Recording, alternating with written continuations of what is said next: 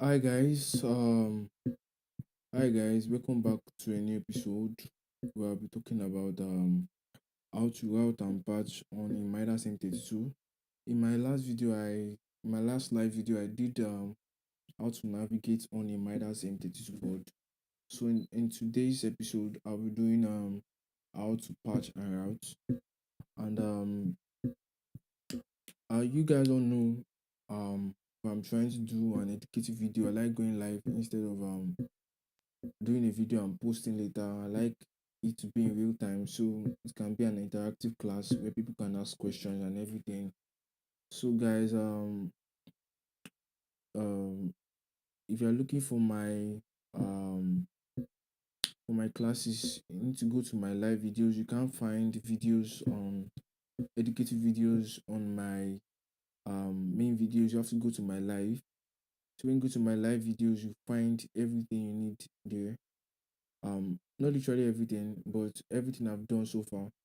So I'm currently trying to share this live stream link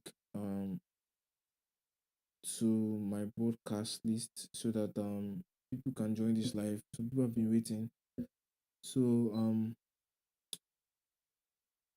if you guys can hear me clearly, please say hi or write clear. Just write clear in the comment section. I want to make sure my voice is good because the last time I went live, I forgot to do gain staging from my console to my sound card, which is feeding, yeah, my audio interface, which is feeding my OBS streaming software. So I forgot to do that totally. So if you guys can hear me clearly, please um write it down, like write clear in the comment section. I'm also going to check by myself.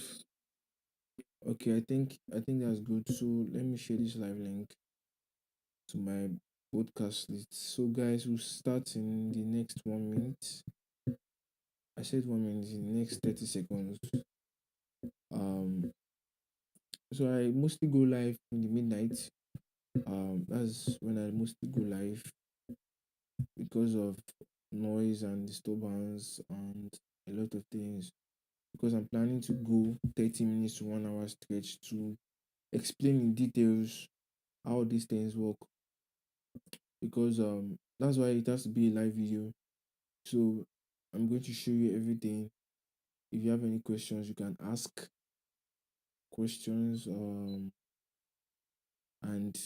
that's why it's an interactive class and I can answer you understand. So in less than 10 seconds, I'm still trying to share this live video. Please share to your status. Thanks. 100% love.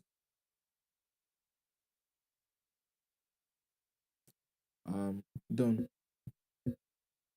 So guys, let's get right into it. So in my last video I talked about navigating on a Midas M32, and I talked about how where what is the locations of things, where your equalizer is, where your bus send is, where your show control is, where your monitor is, where your talkback is, where your gain and configuration is. I did all those things in the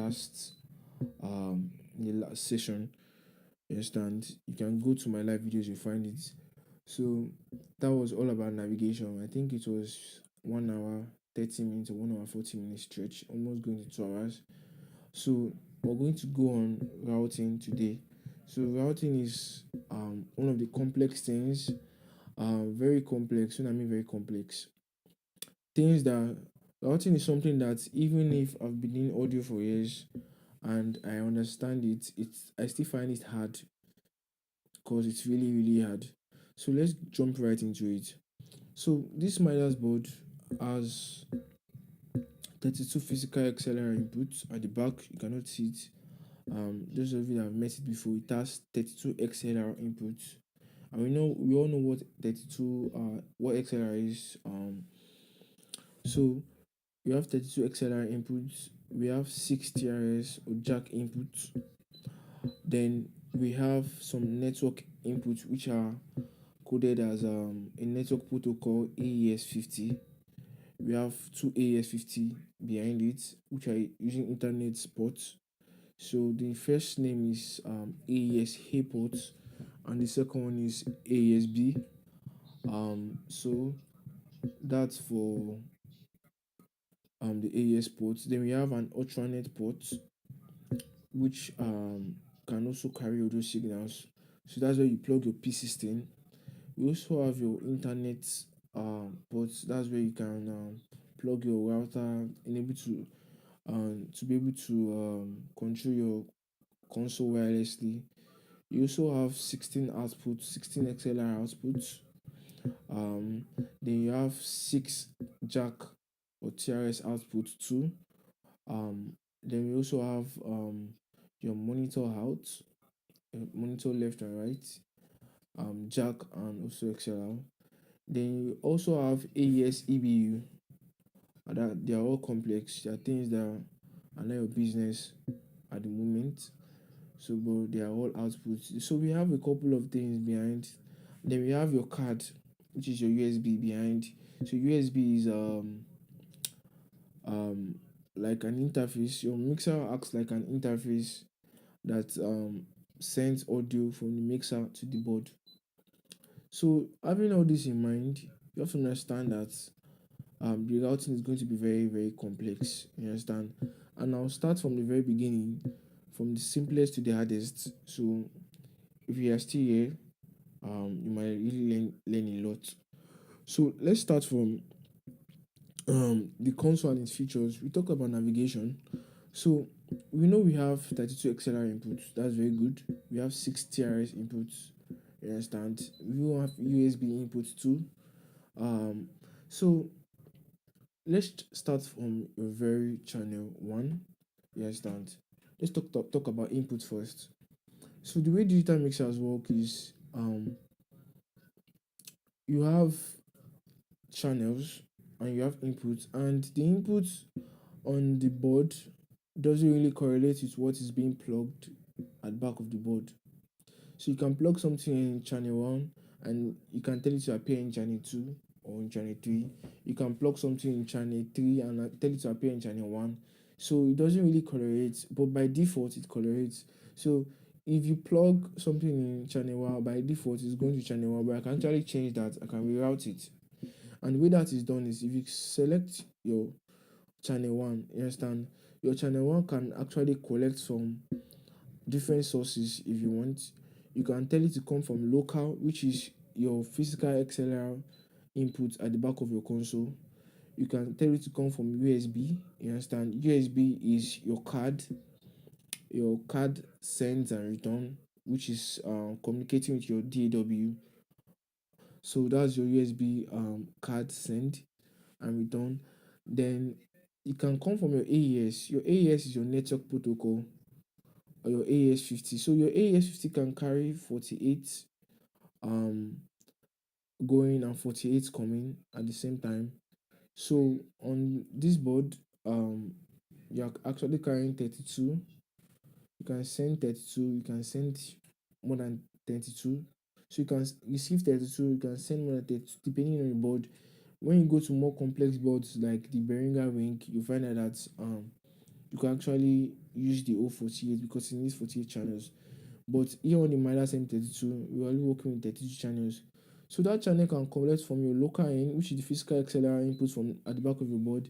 It can collect from your USB sends, which is like a sound card behind your console that's communicating to your DAWs, sending and returning audio from your DAW. Then it can collect from your AES50, which is a network protocol. So remember we have two AES ports. We have AES-A and we have AES-B. So um we have two AES, so you can actually collect from A or from B. Then lastly, we have the user in.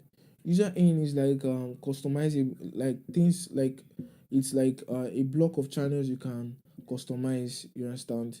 So if you hit your channel 1, if you come over here, you understand, you can see your channel 1 as actually receiving from channel 1 I don't know if this is that visible for you guys to see. So it's coming from channel one. So my mic is actually plugged to the local in one of the board, you understand, to the XLR behind the board.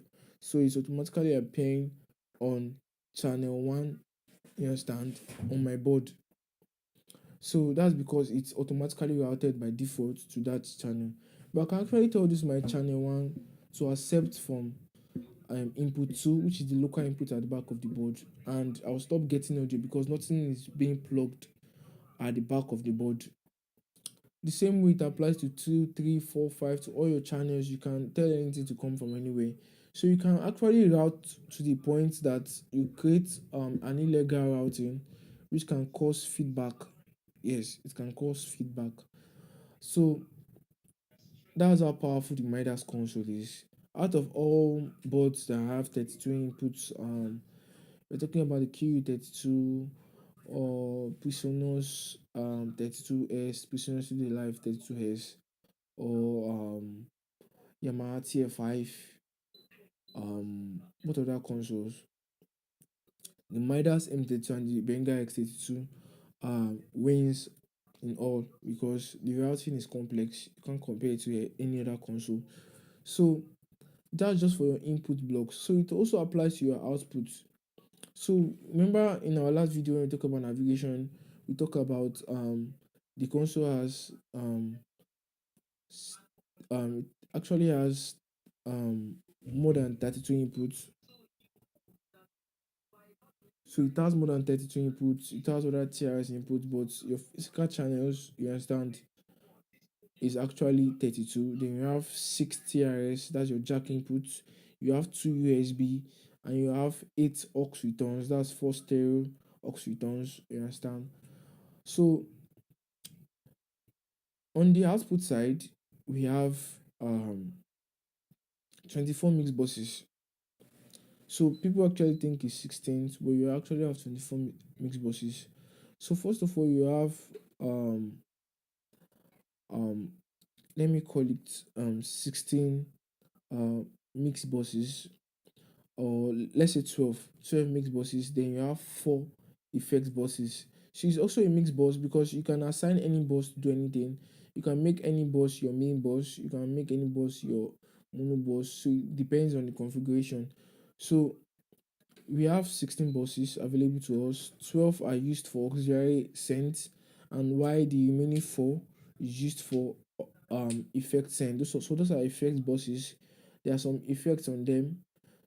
So they're actually going into a rack, an inbuilt rack that's inside the board, and they're coming back as channels. You understand? As input channels. So that's what we call send and return. So that's 16. Then we now have 6 matrices. Remember what we said matrices are for? So matrix are for they are for the same way you're sending channels to mix buses, you can send mix buses to matrix. So matrix is for copying or carrying buses. So it's more complex. So that's what it's just for carrying buses. It can carry your main bus, it can carry your mono bus, it can carry your what do you call it? It can carry your aux buses, it can carry your fake buses. Anything that is a bus, it can carry it, except its own self, which is a matrix. You can't send matrix to matrix. So, but matrix is for carrying buses. So where it gets complex is in other more complex boards, you understand, like the Midas HD96, you can actually send channels and buses at the same time to matrix. That's how complex these boards are. And I think on the Behringer Ring firmware 3.0, you can actually send buses to buses. Times you can send bus 1 to bus 2, bus 2 to bus 3. That's very good, and that's a very good update. So the same way you have so I just mentioned 16 mixed buses. I mentioned 6 matrix buses, you understand, that's 22. Then you have one mono bus, you understand, which we use for our subs, or a center bus. Then we have your left and right, so that's actually 24 mixed buses. So they are all mixed buses. They does have different configurations. Some are matrix and some are um normal effects buses, and some are auxiliary sends, some are group sends. So you can tell any bus to um do a certain thing. So those are mixed buses. So but we only have 16 outputs at the back of the board. So the 16 output at the back of the board doesn't correlate with what's happening on the board itself. You understand? So your output one by default is going through, sorry, your bus one by default is going to output one, should I call it by default is going to your output one. So your bus two is going to your output two by default. Bus three, likewise, bus four, bus five, bus six, they are all going to output. When you get to 12, you understand, your 13 and 14, and you understand, they are useless or they are empty. Then your 15 and 16, that's where your main left and right is passing through. You understand? So regardless of having 24 mixed buses, you understand, which is 16 mixed buses, you understand, six matrices, one mono center bus, and one main left and right bus. So regardless of that, you only have 16 outputs at the back, 16 auxiliary outputs at the back of the board. So you can actually use other outputs like your TRS out. You also have six TRS outputs at the back of your board. You have six AES outputs at the back of your board. So you have some certain things at the back of your board that you can actually work on. So that's for output. So I told you the same way you can tell your channel one to accept from mix bus one, sorry, to accept from input one, and tell channel two to accept from input four or five. You can actually route anything to anywhere. So it's the same way, you understand, you can send any bus to any output, you understand, but they are routed by default, but you can actually change that routing. So that makes it complex too. So let's go into input blocks, you understand. I think this is quite understandable. So let's go into input blocks, which is on our routing. So the first thing you see on your routing is, are you here? So the first thing you see on your routing is your input. So they are all shown in blocks of eight, you understand. So if you look deep down, you understand, I don't know how big or how close this is to your screen. I want to be sure my camera is on focus. Yeah, I think it's on focus. So let me see whether adjusting the brightness of the screen can make it look better. Let me see. Let me go back now. So I think this is better. So it shows in blocks of eight. So this is your input. So if you look up over here, you understand, you see input 1 to 8, then 9 to 16, 17 to 24, then 25 to 32, then your aux in 1 to 8, 9 to 16, 17 to 24, 25 to 32, and your aux in. So it's showing you in blocks. So your 1 to 8, now they're not asking you what exactly do you want to drag your 1 to 8 from. That means your 1 to first 8 channels, your 1 to 8, your channel 1, 2, 3, 4, 5, 6, 7, 8. Do you want it to come from local 1 to 8, which is in blocks? Or do you want to come from 9 to 16, or you want to come from 17 to 24? So you can actually choose from where you want your first 8 inputs to come from. You understand? So um you can see I can tell my input 1 to 8 to come from 25 32. So there's sometimes you don't do unnecessary routing and just say because of the board is complex, you want to scatter your routing. So that's just for the input. Then you can also come from AES 50. So remember I told you AES 50 is a network protocol that Midas boards use to communicate and send and return audio. So it's their own network protocol they use. So you have two AES 50 ports, you understand, which are carrying 48, carrying and receive and sending 48 signals, you understand. So um we mostly use them for stage box or communication from one console to another console. So imagine you have a stage box over there. A stage box maybe is a DL32, and the stage box you are using is DL32, which has 32 inputs. You understand?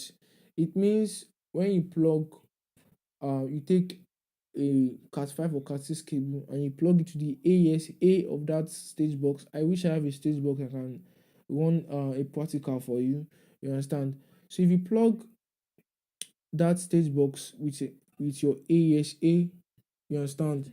You plug it to the ASA of your mixer, and once they are you have to choose which is the mother and which is the slave. When it comes to communication, this is what we call mother and what we call slave. You understand? The mother is what everyone is syncing to. You understand? Talking about timing, and why the slaves are everything that is syncing to the mother. You understand? So I can have like four consoles. You understand? I can clock like four consoles together to receive the same input. You understand? So, but all have to sync to one particular person. It can be a stage box that will be the mother, or it can be your one board, maybe it's the front of house board or the stage board that will be the mother, and the rest will be the slave. So everything has to sync to um one person, one device. So and the way you do that is over here to set up. So if you go to setup, you see your clock source over here. We're currently running on 48, it's supposed to be on 44. Um Most times you don't use 48 except for working video guys. So but if you look at your clock source over here, it's showing you internal, you understand? And internal means I want this board to be in charge. So any other thing plugged to this board, if they're not the same sample rate, it's not able to communicate with this board. So because this board is on 48, if any other thing is not on 48, it's not able to communicate with this board. So but if I set my clock source to ASA, you understand? Everything clocks to ASA. Anything that is plugged to ASA to clock to ASA. The same way I can tell it to clock to ASB and your expansion card. So that one is quite complex for you to understand at the moment. So I just want to run through the input block so that you can understand more things, because I'm already moving into the complex zone already. So let's move out back a little bit because of the complexity. So let's go back to our routing. So that's for your AES. So your AES, I can, if I plug a stage box to my mixer and I plug them on, use a Cat 6 cable to plug my stage box to my console, automatically once you light green over here, you understand, meaning it's live. You understand? That means I'm communicating with the stage box and I'm sharing information with the stage box. So now my first 1 to 8, I can now collect this from my stage box. You understand? The same way I can tell you to collect from 9 to 16, 17 to 24, and 24 to 32. So then after then, are you now seeing other ones? You can see AES 33 to 40, then 41 to 48. So how do you access those channels? Since the switchboard you're using is 32 inputs. So the way it works is, I told the AES can send 48 and receive 48. So the way it works is you can actually use two stage box, you understand, and collect them. It's either you daisy chain them or you send the two of them both to the console, you understand. So if you daisy chain them, the first 1 to 16 on the second stage box that is connected to the first stage box will now appear as 33 to 40 and 41 to 48. You understand? And whereas there are some stage box that there's some stage box that can carry 48 and you understand and send out 24. So they're different kind of stage box, but this is not the DL32. DL32 can only receive 32 inputs. You understand? It has only 32 inputs. You can extend to 48 if you have another stage box. You understand? So it can only receive it only has 32 XLR inputs and 16 XLR outputs, like your main board. So it's just like an extension. So I think using the AES is better than using your local, because your AES can transfer 48 signals, you understand, all over one just internet cable to your console. So that's quite amazing. So instead of having multiple cables running from from the stage or something to the board, plug into the local, and you can just use one cable, so it makes your work cleaner. So that's for the ASA.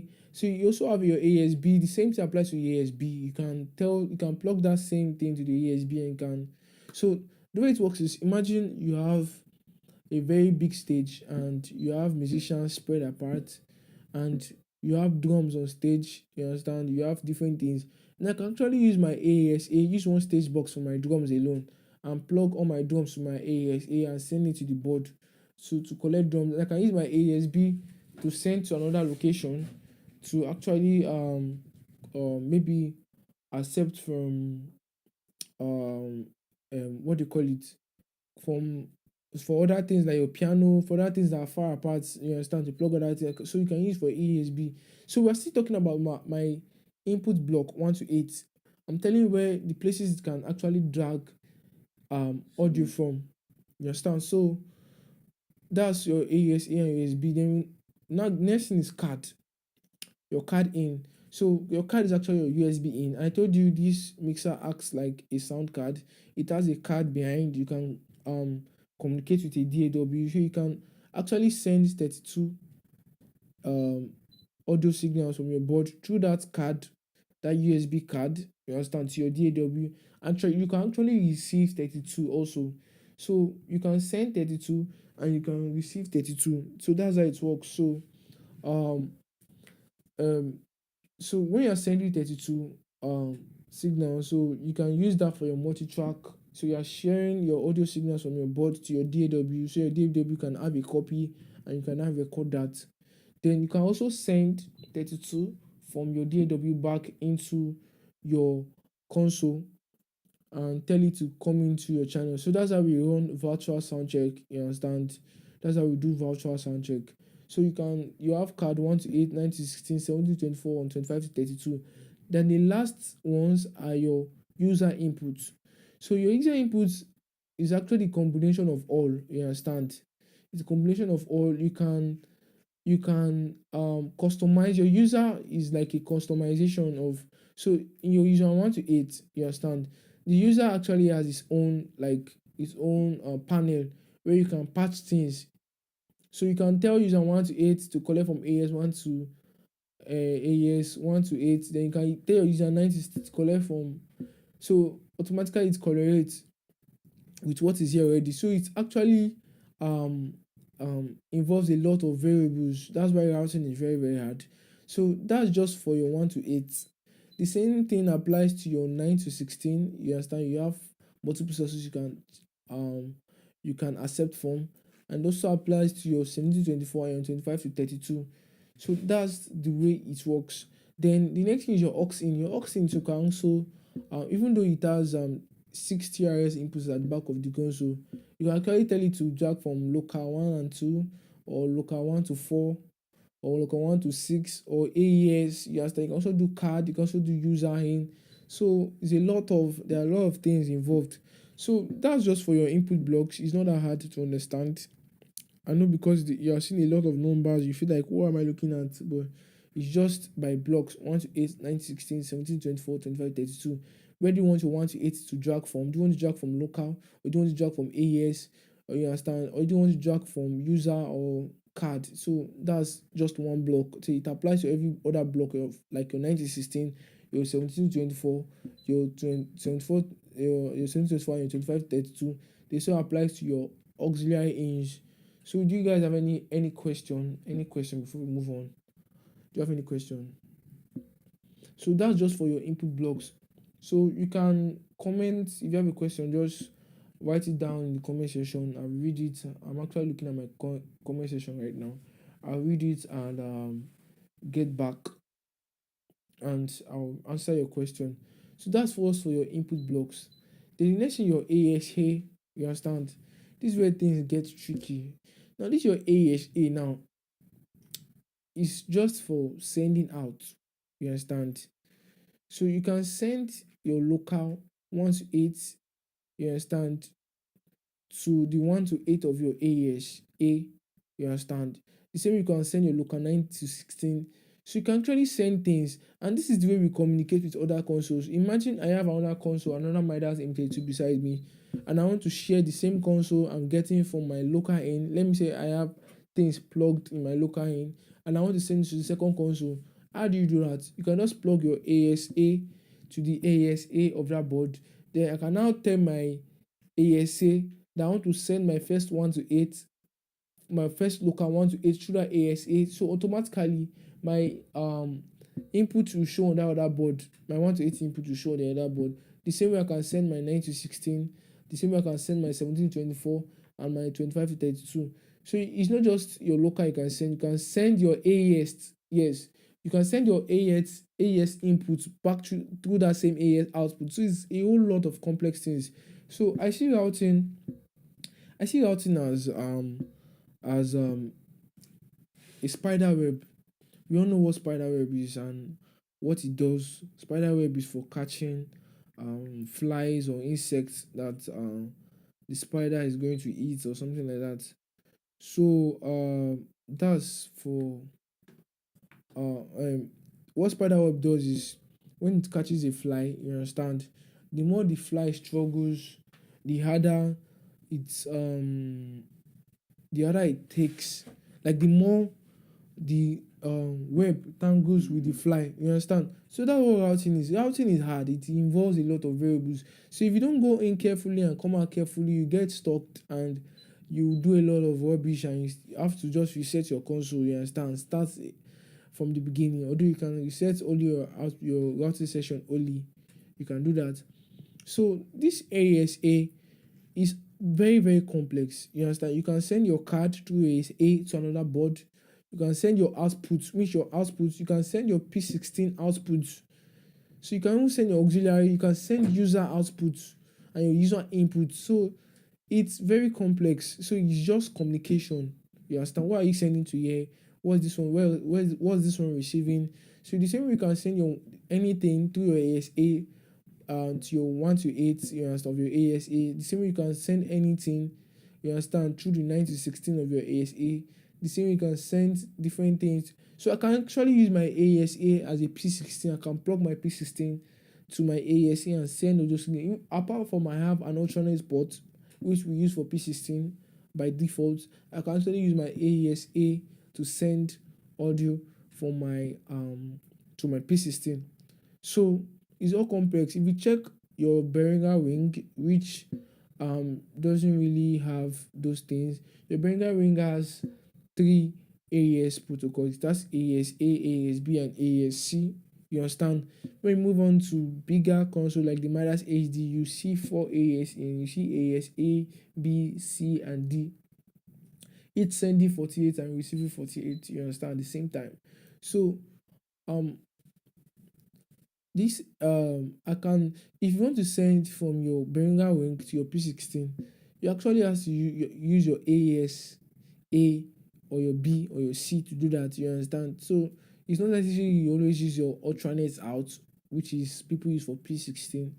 So that's for your AES-A, and the same thing applies to AES-B. So you can send different things through your AES-A to anywhere. You understand? You can send it to a stage box, you can send it to another console which is going to understand it and see it as inputs, you understand, or outputs. So going to your card, this is your card. Your card is just straightforward and simple. So this is your card 1 to 8, 9 to 16, 17 to 24, and 25 to 32. You can send 32 signals and receive 32 signals. So that's just for your card. So it now depends on what you're sending. I can send, if I have things plugged to my local in, that means I know that I need to send my local in through that card.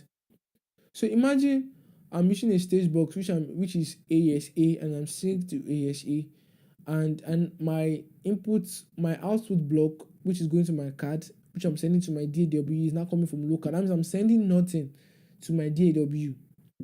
I think that would be a very big mistake. So if you are using ASA and you want to copy the same channels to your card, to your DAW, you have to send your ASA 1 to 8 to the card, and same thing your AES 9 to 16 to card, 9 to 16.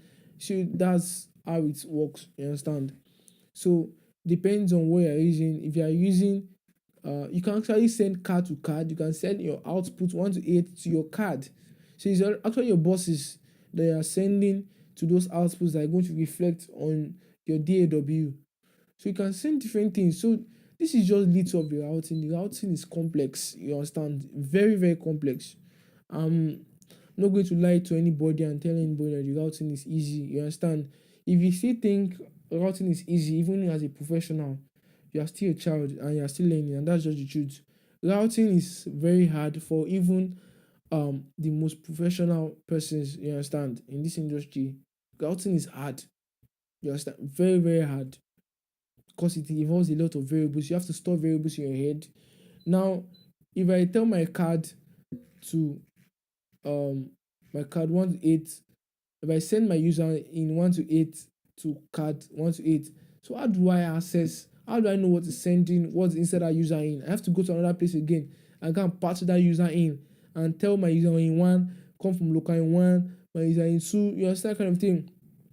So if you've not kept those variables in your head, I'm sorry you cannot understand some of these things they are saying. So that's for just for your card. So your card is what do you want to send from your board, you understand, through your card, which is your USB, which is at the back of the console, to your DAW. So that's for your card. The next thing is your XLR output. So this is your output blocks. So this XLR output is in blocks of 4, 1 to 4, 5 to 8, 9 to 12, 30 to 16. So what are you sending through your XLR output, which is your physical output at the back of the console? Are you sending your normal output 1 to 4? You understand? Or you are sending your card 1 to 4, which is coming from your DAW. So you can actually send from your DAW direct through the back of your console to the XLR output. You can even send your AES, which is directly from a stage box or from another console. So I can tell this is my console. If I have two consoles, I can tell my console the output, my main left and right, to come outside from the output of another console. I can actually do that. You understand? So there are a lot of things people don't know about this console, and I took my time to understand routing. That's why I know a lot about it. So this XLR output is just the same thing. What do you want to go um through your XLR output at the back of the console? Do you want your local in 1 to 4? That means your direct out channels can actually pass through your 1 to 4. So anything you plug it to your 1 is just automatically coming out through your output 1. So the question is, why would you do some kind of things? There are some situations in which you have to do some certain things. That's just the truth. There are some situations you need to do some certain things. But most times you won't find yourself doing some kind of complex routing that is not needed. So that's for your output blocks. You have your 1 to 4, your 5 to 8, 9 to 12, 9 to 16. Then after your XLR, it's not showing you, the next thing you see is now your real output, you understand, which is your analog output. So from your output 1 now, it's showing you category and showing you output signal. So what do you want to go through your output 1? That's the question. So do you want your mix bus 1 to go through your output 1? Do you see automatically your mix bus 1 is passed to your output 1? So anything you send to your mix bus 1 is coming out from your XLR output at the back of your console. So if you go down to mix bus 2 is passed to output 2, output 3, mix bus 3 is passed to output 3, then 4, 5, 6, 7, 8. It keeps on going. Let's keep on going. Let's go down to mix bus. So now 8 pass to mix bus 8, 9 pass to mix bus 9, 10 pass to mix bus 10, 11 pass to mix bus 11, 12 pass to mix bus 12, 13 pass to mix bus 13, 14 pass to mix bus 14, sorry. Then your 15. Now your 15 is supposed to pass to mix bus 15, but now it's not passing to your main left and right. Do you see? So your 15 and 16 is passed to your main left and right. So that's for your output patching. So and it also involves what we call a tap. You understand? So if you come down back to output 1, which is patched to mix bus 1, you understand? You can see it's telling you, do you want it to come from your in, you understand? Or do you want to come from your in plus modes, or do you want to come from pre-EQ or pre-EQ plus mute or post-EQ or post-EQ plus mute or pre-fader or pre-fader plus mute or post-fader. Now, in if you really watched our last video, I talked about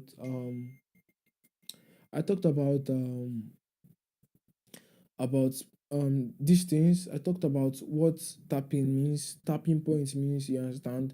About what when you hear pre, what does it mean? Pre means before, you understand? Post means after. So if you hear pre EQ, it means before your equalizer. So if I'm sending anything to this bus, I'm tapping from that bus before the equalizer. You understand?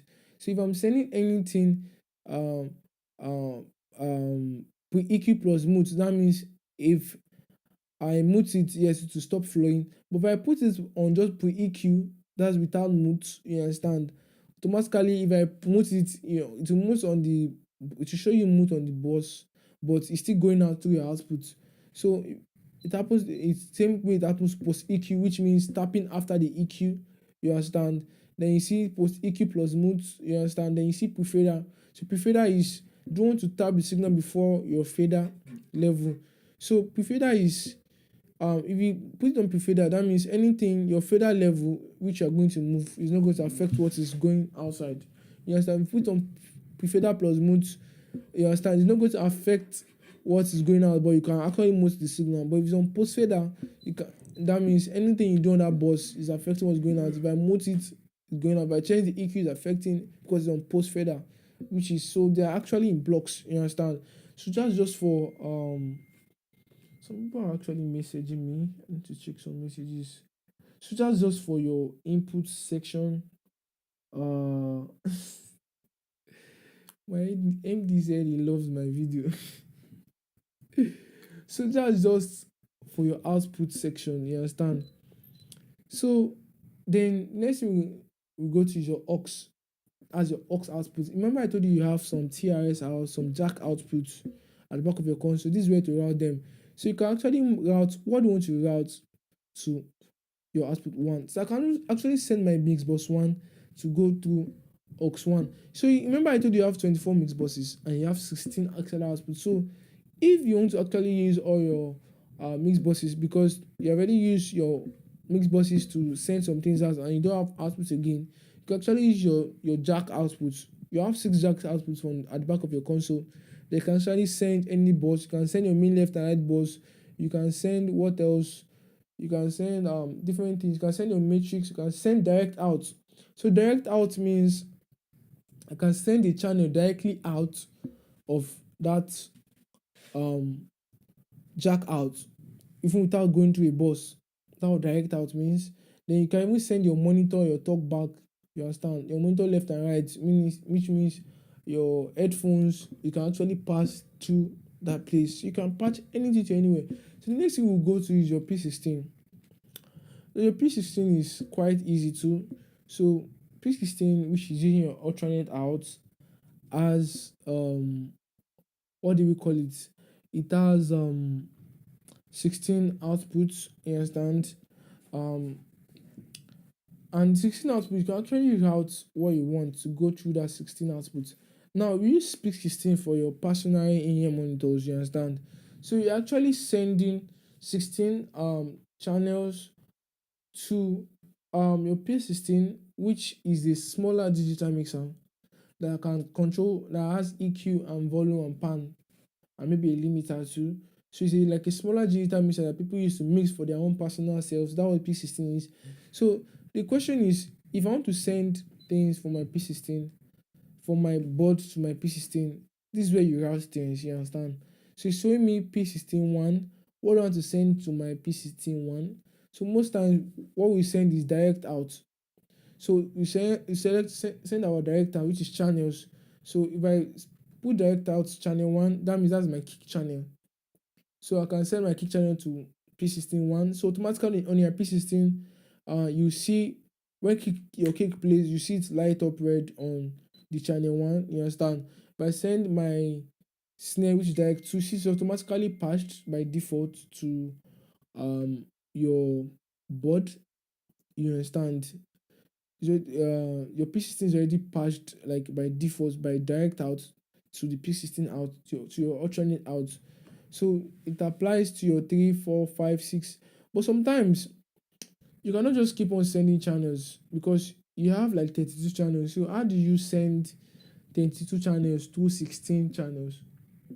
So that's where grouping comes in. You now need to group your things and send them in groups, you understand? So you can actually create a bus, a stereo bus 1 and 2, and send that stereo bus 1 and 2 to your 1 and 2 P16 1 and 2. So that won't be your drums group. So there's nothing like your kick snare, everything is together.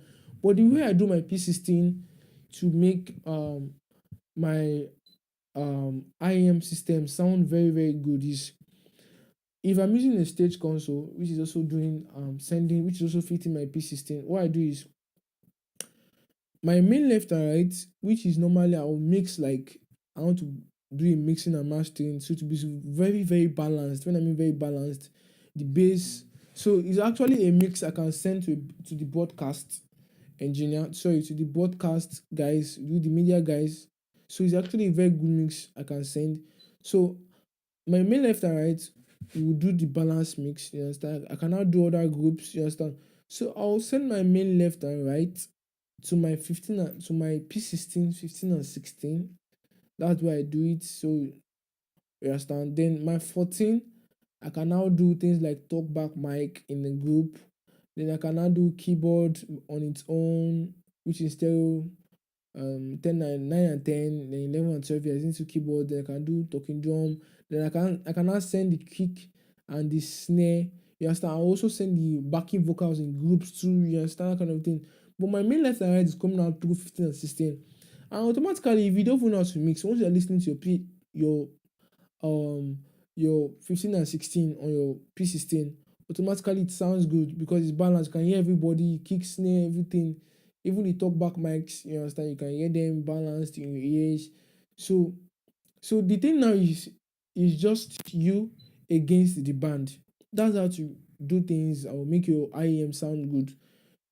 Enough of trying to do balancing, everybody's hearing different things, you understand? So it's just the band sounds good, you understand? The only thing you need again is the loop or your stem or your cue on a different channel. Then you now need yourself. So it's actually three channels you need: yourself, your cue, or maybe your tracks or anything, you understand? Then your band, which is the main balance mix, or maybe four actually. And the last one can now be your talkback mics and everything, you understand? So you see some churches will have they'll use an analog mixer instead, and they'll send three signals or four signals to that small analog mixer. So you should now balance what you want in your ears, instead of you giving musicians that don't know how to um mix 16 channels, because not everybody knows how to mix. You understand? Your P16 are seeing is actually a small digital mixer. They don't actually know, they just think it's something they play with. The P16 is a small digital mixer you use that can a small 16 channel digital mixer that you can pass things from your main board to. So you're sharing your mix from your main board to that P16, so you can actually create a different balance, um um dependent, like independent of what's on your board, you understand? So that's for your P16. So last thing is your user. You remember what I said user is for? User is for customization. So imagine you want to send, because if you come back to your inputs now, your input now is coming in blocks, coming in block 1 to 8. You understand? So automatically all your channels is coming from 1 to 8. So what if I want my channel 1 to come from local, and which is correct, my channel 2 to now come from card? Maybe I'm running something like Wave Super Rack, and I want it to come from card. You understand? Or I want to come from AES. You understand? How did I do that when everything is coming 2 blocks already? So what you have to do is just change it down, go down, down, and change it to user input 1 to 8.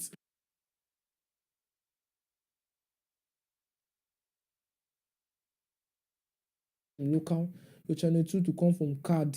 You understand? Which is coming from maybe Super Rack, from your DAW. From your 3, you want to come from AES if you want. AES, maybe you understand? You can actually scatter things you like. You understand? Then your 4 to come from your aux in, you understand? Your 5 come from talk back, you understand?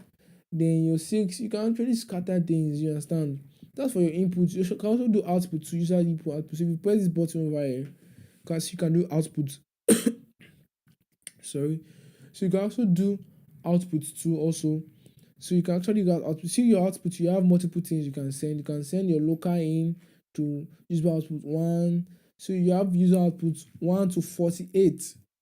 So this is just for routing sake, you understand? Routing is not really, it's hard. I don't say it's not hard, it's really hard, but um it's once you know it, you know it. But even when you know it, it still appears hard because you have to apply different things in different situations. So that's just for routing, you understand? That's for routing on the board. There's nothing more complex than this, you understand? I've gone through the complex area. If you still want me to dwell on something else and say this thing you're not really understanding this, I can actually come again. So in the comment section, if you have any question, please ask, please ask, please ask, please ask. I want you to ask, please ask. So do you have any questions for me? I'll ask you a question if you don't have question. After class. So that's just for routing. I didn't spend that long than the other videos. This is just 15 minutes. No, this is not as long as the other videos. The other videos are long. Last one I did, at least it was 1 hour 40 something minutes. Yes. And the other ones too were